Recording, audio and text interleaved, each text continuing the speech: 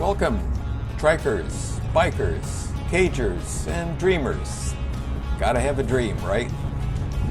I've been riding motorcycles since the mid-60s, starting out on a Honda 150 that a friend of mine from Iowa had delivered to our Air Force base in Mississippi via the trunk of a friend's car. Kind of an interesting way to transport a vehicle, but that was the beginning for me. And it was the beginning of probably one of my longest held dreams. I had always been interested in motorcycles ever since I was a little kid.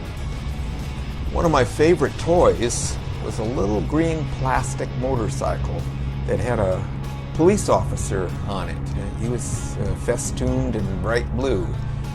Somehow I think my parents realized how much I liked this thing, and strangely that toy disappeared. Well, happens, right? You want to protect your young folks, and I think that's what they thought that they were doing. So when I got back home, one of the first things I wanted to do, of course, was to purchase a motorcycle, and not having a job, I didn't have any way to do it. But I started a job with a bank in upstate New York, and finally was able to put together enough money to buy my first motorcycle, which is a Yamaha 250 street bike. Great little motorcycle. Got me primed and got me trained and got me licensed. And then I moved on to a BMW, and after that, just a whole series of Harley Davidsons. So, you might well ask, why am I not riding a Harley Davidson now? Well, I kind of wish I was.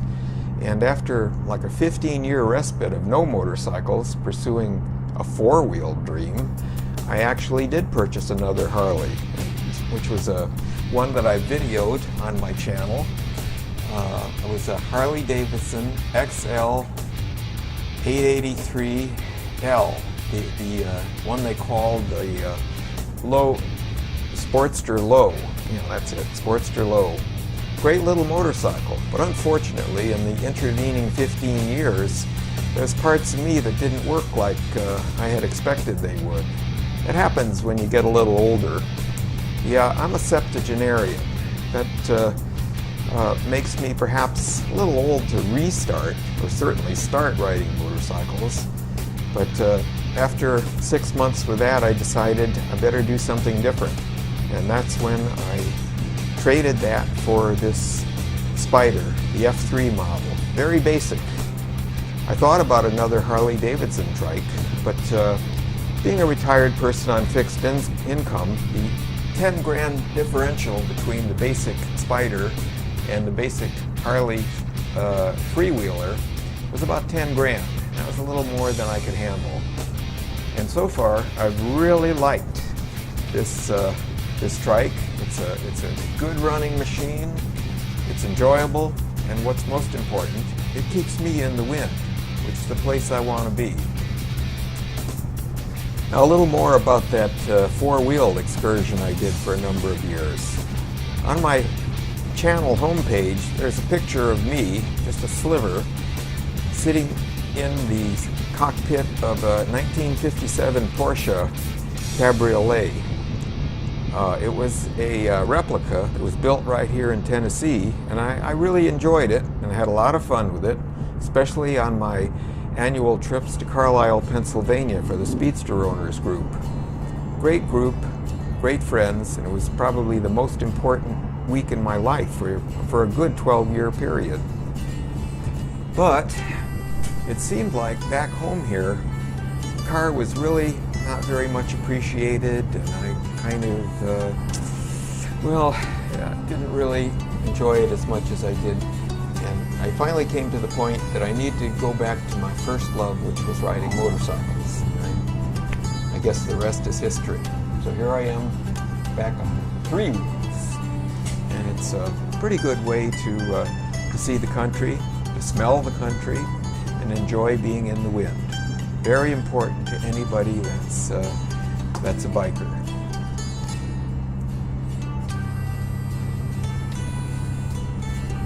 Tennessee is a beautiful state to ride in.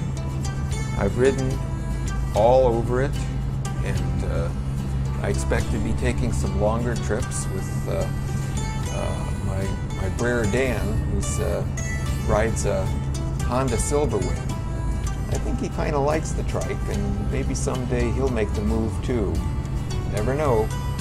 People like what they like, and I think he likes his bank account maybe more than he likes the idea of investing $17,000 or more into a bike, less whatever he's able to get on a trade. Plus he rides really well. I guess he hasn't gotten to the point that I got to. Well, hang in there, Brer Dan. I would like to let you know that there's a lot of beautiful things to see in Tennessee. Certainly the Great Smoky Mountains National Park is a good example of that. And Cades Cove, which is a beautiful place to ride, which is part of an old settlement that now is apparently totally part of the Great Smoky Mountain National Park, and there's no private homes in there anymore, but the remnants of their homes, their churches, and the land, which is left pretty much intact from the way it used to be.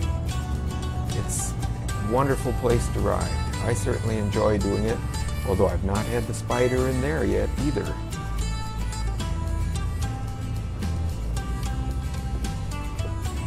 Well, so where are you folks from? And where do you like to ride?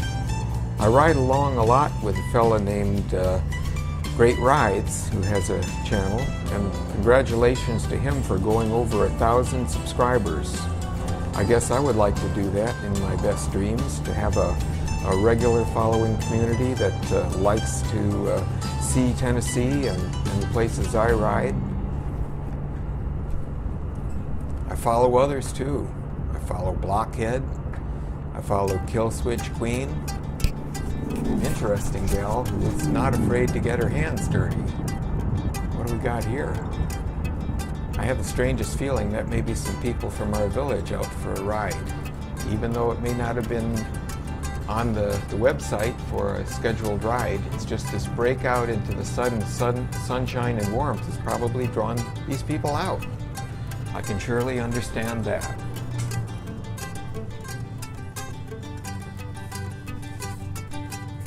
We're currently on Highway 72, which is not a particularly beautiful ride, but it leads up to Old Vanoa Road and then ultimately onto Davis Ferry, which brings me back into my village. Pellico Village, of course, which I've done a video and explained a little bit about what it is and where it is and why I like living there.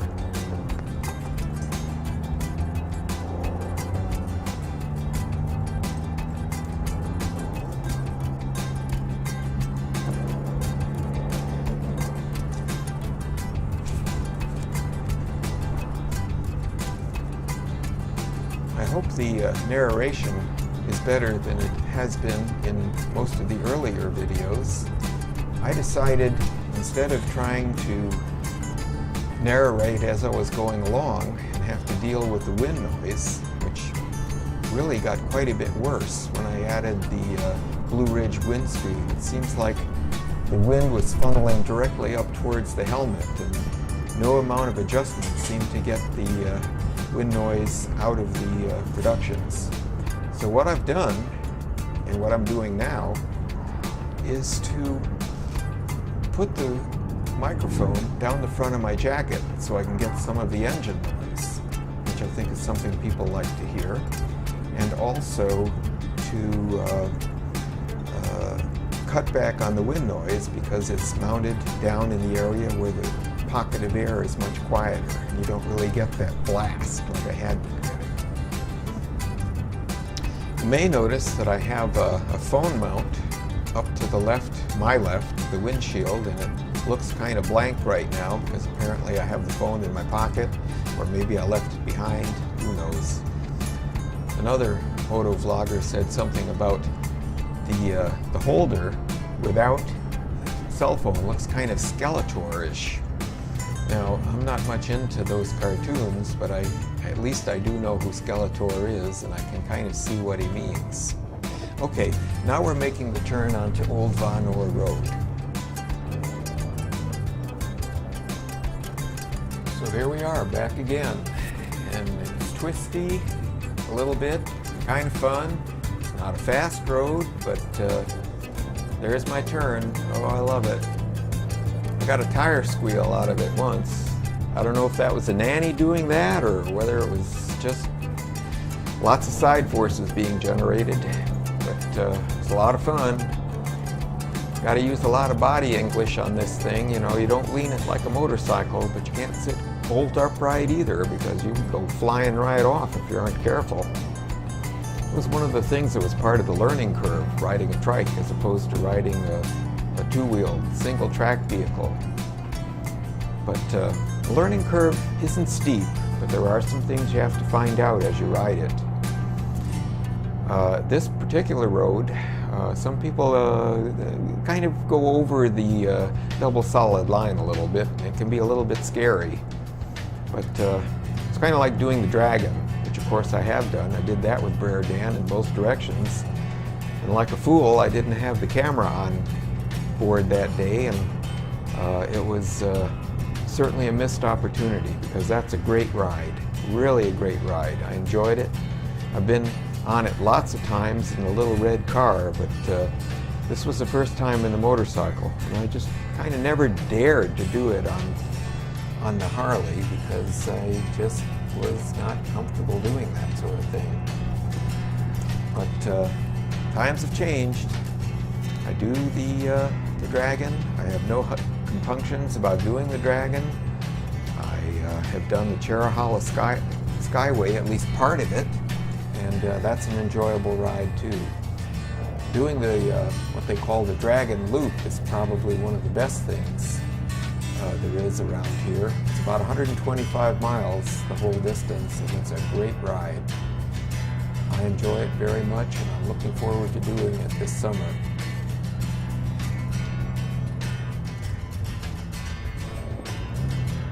Wait for me now, guy. Don't pull out in front of me.